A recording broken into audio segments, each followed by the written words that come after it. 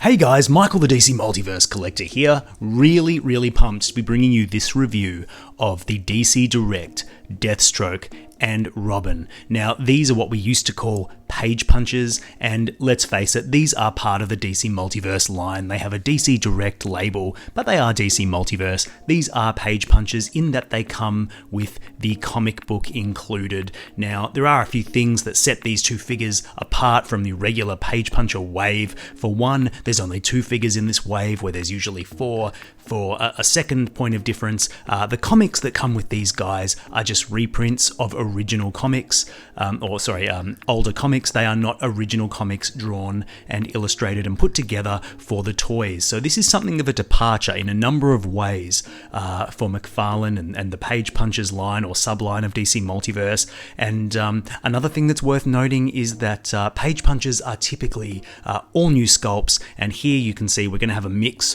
of old and new. We'll get into that in the review. Let's not jump ahead of ourselves. At the top, I should say, big thank you to McFarlane Toys and Head Start Toys for providing me with these samples for review. I'll note here we have the Platinum Edition of Deathstroke. There is a regular version, we'll go through that, and the regular version of Damian, Wayne, and Robin. And here on the back, you will see the actual cover art of the comics that come included with these figures. You'll see there's the Deathstroke #1 from the Rebirth relaunch, and we have here the Batman and Robin first issue from the Batman Reborn story arc. Both very popular, famous covers with some great art. I think this is really cool. Like, while the original comics drawn especially for the toys were really cool, I like them. I do like the chance to actually get some like classic comic book introductions for these characters. I think either approach is valid, honestly, and this is quite cool. So just a bit of housekeeping before we open these guys up.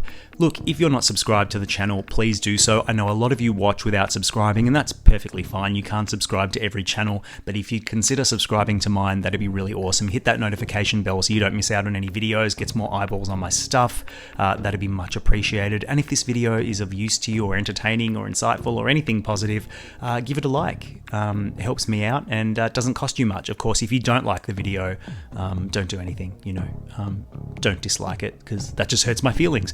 Anyway, without any further ado, let's get these figures up and see what we actually get in the box. Okay, before we get stuck into the traditional accessories, I thought we'd take a quick look at the comics that come included with these figures. So these are, like I said, reissues, reprints of existing comic issues, so there's nothing new here. If you've read Deathstroke Rebirth #1, then this is exactly what you are going to get, but it is a nice reprint. The colours are pretty good, the paper is fine, it's nothing mind-blowing, and it's all here. So look, really nice to get this. I actually think if push came to shove, I prefer to get issues of actual comics from the history of DC rather than bespoke new comics. I think this is just kind of cooler.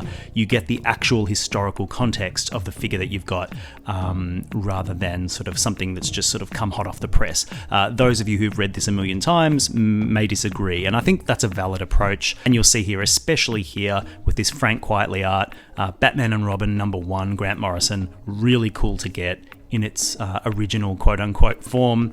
And yeah, look at that art, beautiful stuff. And of course, this being one of the first issues with Damian as Robin, and also featuring Professor Pig, who'll feature into the accessories of Damian as well. So yeah, look, from a value standpoint, I'm really glad to get these in the box. It's a cool initiative, and I really like how McFarlane and DC Direct are bringing comics back into the toys. So for those of you who haven't read them, this is your chance to read them alongside the toy you just bought. Alright, so having looked at the comics, here's the rest of the stuff you get in the boxes. And it's a really interesting spread for a number of reasons, both good and bad. Let's start with the boring stuff like we always do. Adding credence to the fact that these are just DC Multiverse figures in a different box, we get the DC Multiverse display stands. These are in a lighter grey plastic than the standard DC Multiverse display stands, but functionally and sculpt-wise they are exactly the same. Thin, basic, dull, but I'm glad to get them. We also get, just like DC Multiverse figures, some collector cards, although these have a different graphic design, some really cool art on the front, particularly Deathstrokes, that's really cool, and on the back you get a little data file with very, very tiny writing. You can pause there if you want to read about Deathstroke and Damian Wayne. Anyway, onto the substantive stuff. Let's get Robin out of the way because he's kind of interesting in that you don't really get much. You get this sword. Now, this sword is quite nice. It is exactly the same sword as the Damian Wayne Infinite Frontier figure came with. It might be a slightly different paint job. I'll have a look at that later when we do some comparisons. And it's a fairly nice sword. It's got a nice little grip there. The paint's good. The silver's good. It's not too flimsy, but it's also flexible enough that it's not going to break. We also get this Professor Pig mask that is broken into two pieces. You'll see there, joining together, we get the Professor Pig mask, which is really cool. I like the sculpt of this. I like the design of it. Very, very comic accurate. I query, though, why it's broken. You know, you get two pieces here, which is fine. You can't actually connect them to make a whole mask, which is sort of weird. And the figure only comes with one gripping hand, so it's not as if you can have one piece in one hand, one piece in the other. It is effectively just pick one. Probably this is the more interesting half for him to hold, but you'll never be able to get him to hold the complete mask unless you maneuver both these pieces together and get the gripping hand to pinch both of them together. So I just don't really know why this is broken. I mean, you can have it on the ground in a display, like shattered on the ground, but I just think a singular piece would have been better, like just this, like that, with a crack in it, would have been cooler and would have given you a more complete accessory. As it is, the two broken pieces are just empty, hollow pieces of plastic. Yeah, anyway, you get that. So that's it. So in terms of accessories for Robin, that is it. You really just don't get much, but the figure itself, that may make up for it. I suspect it will. Let's hold off. Now with Deathstroke, this is interesting. So obviously you get the unmasked Slade Wilson head, which we've never got before, so that's sort of cool, but you also get the classic masked head for Deathstroke, and this has got some really nice paint in it. I love the panel lines, I love the coloring, the shading, looks really, really nice. You get the dual colored ribbons at the back there from the bandana. These are very delicate, be careful. So I do like that we get the two heads. It's not often you get an alternate head sculpt from McFarlane, and these are two good ones, the unmasked Slade head and the masked head. And then you get a whole bundle of weapons. Now this is really interesting because the original release of Deathstroke, which is effectively the exact same body mold as this figure, came with completely different accessories. He came with a knife and Deathstroke's classic sword with like the big sort of guard. I'll show you that later. This figure comes with a very modern looking katana, which I don't think we've seen before in the line, so I think that is bespoke and unique. So we get the katana, and we also get the bow staff, which is really cool. Nice to get. I think, you know, these bow staffs that come with some figures are always cool, but they're always a little bit warped. So I'm thinking some hot water might sort that out, but they're just kind of soft plastic, so they're always going to be a little bit shaky, but it's a cool thing to have. And we also get this thing. And what do you call this thing, guys? It's like a super ninja crowbar blade sword thing. Whatever it is, it's pretty cool. I like it. It's unique at least. So this Deathstroke comes with two bladed weapons and a bow staff. What this Deathstroke doesn't come with though is a knife. And he has the sheath on his leg there, which fits a knife in it, just like the previous figure did. I'll show you that later. But no knife, which really sucks. I think it's all well and good to reissue a Deathstroke with a new paint job and some new accessories, but you shouldn't be taking things away from the previous release. If the previous release came with a knife, I feel like this should come with a knife, or at least take that sheath away. It's just embarrassing to have an empty sheath. And neither comes with any alternate hands whatsoever, which is not a huge problem in Deathstroke's case because you're always really going to want him to come with, hold weapons, because that's just the sort of character he is.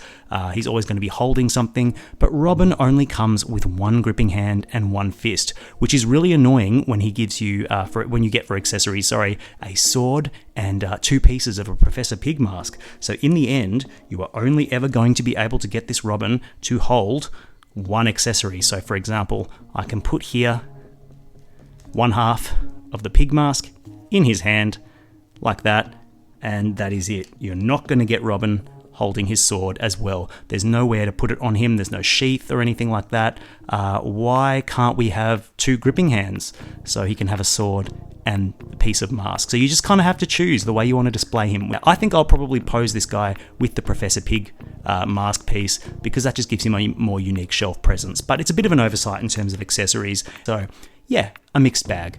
Taking a look at the figures themselves, I think we'll start with Deathstroke because he's probably the least interesting of the two figures, although not without some curious aspects. So for starters, this is the Platinum Edition of Deathstroke, and the regular edition, it's the same exact sculpt, although a different paint job, and that paint job is basically just a darker blue instead of this lighter blue, and all these little orange panel lines that fill in the sculpt are completely missing, which is mystifying to me because I think these paint lines look excellent and bring the sculpt to life. So it's really baffling to me that the regular release doesn't have these awesome details. So if you pick up the Platinum Edition, you are literally getting more paint on your figure. Of course, aesthetically, it'll be whether it's your cup of tea to have these paint lines, these panel lines, but I think they are not only comic accurate, at least in some depictions of Deathstroke, but they bring the figure to life and the sculpt to life, and he looks awesome. The head itself is also a point of difference. The regular release has different paint job on the hair and eyebrows. I think these ones on the regular release look a little bit weird. He's got blacker eyebrows, and of course his eye patch is white, I believe, instead of black, and it's missing the strap. So I'm a bit confused. I think objectively, by every metric, the Platinum Edition is the superior release. Of course, I haven't held the regular edition in my hand. I'm just going on photos, but I think if you can get the Platinum release, that's the one that you should get if you can. So really interesting. Enough comparing, let's actually just have a look at the figure. For most of you, you know what this figure is already. It's exactly the same as the previous release of Deathstroke from DC Rebirth. Sculpt is identical in every way, apart from that unique head, of course. And there's just, not really a lot to say. It was a pretty good sculpt before, but I think this new paint job really, really brings it to life. Let's just bring in the original release of Deathstroke. Here he is in his black and orange getup. Just have a look at how much more dynamic the new release is, how much more the sculpt work on that torso really comes to life, and on the legs. You've just got a whole lot more going on. So I think on a shelf, the new Deathstroke is just going to stand out a million times brighter and more. I just think it's objectively cooler and better looking. I think if you haven't got a Deathstroke in your collection, the new Page Punches one, the Platinum Edition, is the one to get. You'll see he comes with the little scabbard thing on the back.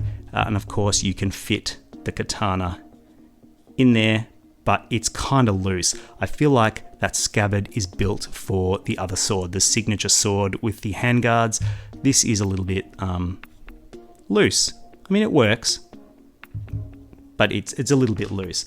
You can, of course, try and put the other weapon in, and that works pretty well too. And I think that looks cool. I think that's a point of difference. Probably keep this crowbar blade ninja thing in there. So that's that. And of course he comes with that alternate head, which of course has that same panel line detail and looks really, really cool. Let's pop the head off and see what that looks like. Now that it's on though, you will see that this alternate head with the mask looks really cool. I actually think it looks better than the default head, and this is how I will be displaying this Slade Wilson. I think that's a really awesome look, and again, those orange panel lines really bring the sculpt to life. And of course, I can show you what it looks like to put the unmasked Slade Wilson head on the OG Deathstroke body, and it looks awesome. But anyway, I'm not going to go through articulation. You've seen this before. It's an old figure, a couple of years old now. All I will say is that he moves really well, at least the original release did, and this one is exactly the same. And yeah, no surprises. It looks good, it moves good, the accessories are good, albeit not outstanding. It's just an old figure, but at least it's an old figure with a superior paint job. So is it a Page Punches worthy figure? That's a philosophical question. It is just a repaint, but it's a damn good repaint, and I think if you don't have a Deathstroke, this is the one you should be going out to buy, and if you already do, this is probably a worthy upgrade if you can get the Platinum. Okay guys, let's move on to, I think, the more interesting of the two figures, certainly the more anticipated of the two figures in this Page Punchers wave, and that is the Damian Wayne Robin. Now, by my count, we've had at least 3 previous iterations of Damian Wayne in this line, so this I think might be the 4th Damian Wayne, not including all the repaints and reissues with different heads and all that. I think this is the 4th. And it's by far the best. This, in my opinion, is the definitive Damian Wayne. If you've got the previous versions, I think you owe it to yourself to upgrade. Let me get that out of the way right up front. And if you don't have a Damian in your collection, this is the one to shell out for. Why do I think that? Well, there's a few reasons. First off, this head sculpt is tremendous. It captures that Frank Quitely version of Damian from when he was first introduced. Beautiful blue wash in the hair, great sculpt, great expression, just nailed it. McFarlane doesn't always nail the likenesses, the head sculpts. In this case, he's absolutely nailed it. It's perfection. This body is all new, this torso is new. I really, really like it. I love the paint detailing of those lines down the Robin suit. The emblem is beautifully crisp, printed on there. I really, really love that. And look at this subtle sort of like cell shading under the pectorals. It really gives the figure some depth. It's not overdone. It's really subtle, beautiful stuff. I really, really approve. Elsewhere, you'll see he's got really nice texture in his costume. So it's not just flat plastic. There's a bit of texture there I really like. Brilliant looking green boots with the red laces. Really, really nice classic Robin colors. I love that. And of course, the 500-pound gorilla in the room, the cloth goods cape. You'll see here, this is a starchy fabric, but it's a smaller cape, and it's got wire all around the sides, the bottom. So 1, 2, 3, 4 sides with wires. I love the diamond shape. It's really cool. And because it's so small, it's really easily manipulatable. So these wires really sort of do hold the cape up, and it does what you want it to do. So unlike some of that other starchier fabric I've dealt with in the past that doesn't flow well, this flows great. And you can get it into all sorts of poses. It's tremendous. I really, really love this. And of course, not just content to have the cloth goods cape, McFarlane has included a cloth goods hood. Now, we saw a cloth goods hood with the Ragman figure, but this one is way better, in my opinion. Love the shape of it. Love the wire, so you can sort of pose it around his head. I mean, that looks awesome. The only thing I would say about it is mine has this unfortunate seam line down here, which is really messy, and it kind of just mucks up the look. I'm sure if I got some scissors, I could trim that down, make it look a little bit neater. But as it is, it just looks great. Like, that's just going to look awesome on a shelf. I kind of like the hooded look, to be honest. I think I'll keep my Damian posed like that. And again, just that seam could be a bit neater, but that might just be an issue with my figure. Let me know in the comments if you have this figure. Does yours have that ugly seam there? And if so, do you have any tips for tidying it up? But other than that, like, what a tremendous looking Robin figure. Just bang on in every respect in terms of the sculpt. The articulation is pretty good too. There's some stiffness in the legs. It's double jointed, but this sort of tunic piece here really prevents the 90-degree kick. I'm sure if you softened it up with some water, you could get it, but yeah, it's not natural. You do get the splits. Again, it's pretty stiff. So I think once you work this guy, maybe with a bit of warm water or a hairdryer, you'll get him to do pretty much whatever it is you want him to do. So I'm not too concerned. One thing I do note is that the torso is all one contiguous piece. There is no diaphragm cut, there's no waist cut. So all of this is solid. He's not rotating at the waist at all. So you are quite limited. There's no crunch. Yep, so under this rubber piece, there's probably some articulation, but it's not doing anything. So that's probably the biggest drawback, but I think aesthetically you get so much out of that continuous sculpt. It looks so good, so clean, so comic accurate that I just find it hard to see how you could justify sacrificing that for articulation in this case.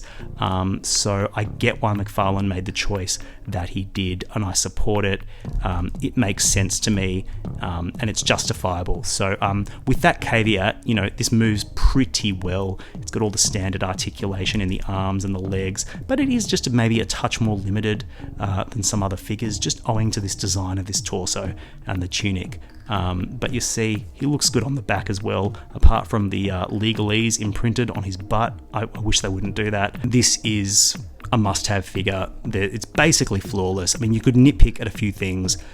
Could have used some more hands, the ugly seam in the hood, maybe a bit limited in the torso, but these are all, I'm just looking for things to really say in this review.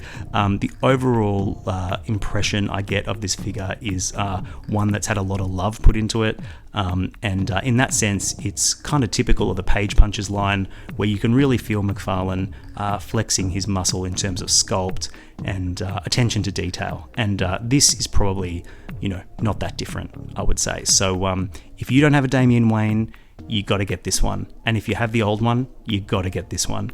This is a must-have figure, and I would be shocked if it's not on my top 10 or 20 of the year. So yeah, I'm done gushing. Let's do some comparisons. So for our first comparison, here we have the new Page Punchers Damian Wayne alongside the original Damian and the Infinite Frontier Damian. These are the Damians I have in my collection. Of course, there is a Batman Family 5-pack and some reissues with different head sculpts, unmasked Infinite Frontier Robin, for example. But these are the three that I have, and I think this new Page Punchers one is by far the best. There's a case to be made that the original Robin has maybe a cooler, brighter colour scheme, but of course that head sculpt is super cartoony, and I'm partial to this more stripped back, minimalist, quietly art, and I think the cloth goods cape and hood really just push it over the top, and it is by far my favourite Damian Wayne, and will certainly take pride of place in my collection. Here's the matchup I've been wanting to do since they first announced this Damian, posing him alongside the Dick Grayson Batman, and I think these two look sensational together in their consistent Frank Whiteley art style. The proportions and scale are bang on. I really love the look of these two together, and it's going to be very, very tempting to have these posed on my shelf right alongside each other. Batman and Robin, Batman Reborn. Awesome pairing, and a really, really cool set for McFarlane to release, and I would be shocked if either of these figures aren't in my top 20 of the year. They're just that good. Finally, here's Deathstroke alongside some other Page Punchers figures from previous waves. We have the Fight the Frozen Batman and the Page Punchers Black Manta. I just wanted to make the point that I think one of the biggest benefits and highlights of the Page Punchers figures previously were the all-new unique sculpts and crazy designs that really set them apart from the standard DC Multiverse releases. And I think this new Deathstroke, while really, really cool and in many ways the definitive Deathstroke in the line, it just falls short of that standard. There's nothing new here in terms of the sculpt, and the design is straight from the Rebirth era of comics, so you're just really losing what made Page Punchers so distinctive, I think. And I don't mind if that happens occasionally, but I'd really hate to see the Page Punchers or the comic book subline start to just, be another venue to issue repaints and re-releases. I hope that doesn't happen, and I hope we still get these awesome, crazy designs with unique sculpts that have been the hallmark of this subline. So yeah, McFarlane, please don't give up on Page Punchers. They are awesome. So overall, these are two imperfect but awesome figures. In my opinion, this is the definitive Deathstroke and the definitive Damian Wayne Robin we've got in this line. Now, like I said, they're not perfect. Deathstroke is just a repaint, but I think the Platinum version in particular is an awesome repaint, and it's definitely the best look for the character. Damian Wayne, well, I think he's just about perfect aesthetically. He doesn't really move as well as you might want, but I think he's going to do everything that you'd pretty much want him to do, and that cloth goods cape and hood go a long way to selling the fun factor. Accessory-wise, they each could have done with some alternate hands, and Deathstroke's missing his knife. But look, as an overall package with the awesome comic included, these are great. I especially recommend you pick up Damian Wayne, and if you haven't got a Deathstroke, I think this one is the one to get, and you should get it.